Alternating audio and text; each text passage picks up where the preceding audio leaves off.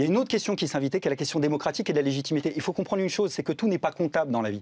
Il y a un aspect humain qui compte.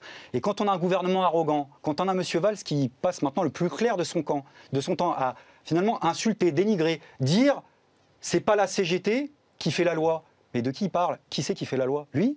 Monsieur Valls, je le dis, je le répète, puisque vous aimez les chiffres, Monsieur Valls, il est minoritaire dans son parti, il est minoritaire à l'Assemblée nationale, il est minoritaire dans le pays, il est minoritaire dans l'opinion, et il donne des leçons de légitimité. Je crois qu'il devrait bien balayer devant sa propre porte.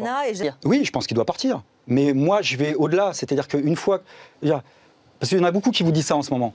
Mais le problème, c'est pas de remplacer certains pour en mettre d'autres à la place. On n'en est plus là, on n'en est plus dans le changement de personnel politique. Là, il y a une dimension de crise de représentation politique qui est telle que c'est tout qu'il faut revoir. C'est-à-dire y compris le fonctionnement politique tel qu'il existait. Et moi, je vous redis ce soir que tant que la politique sera un métier, une profession, que des gens en vivront, tout sera biaisé, donc il faut déprofessionnaliser la politique, il faut interdire le cumul des mandats, il faut organiser la rotation des mandats, 2 mandats au cours de sa vie et ensuite on retourne au boulot. Et surtout, il faut plafonner la rémunération des élus à la hauteur du salaire moyen de la majorité de la population, puisqu'ils sont censés nous représenter quand ils ont un mandat. Peut-être que comme ça, on arrêtera un peu la crise politique actuelle.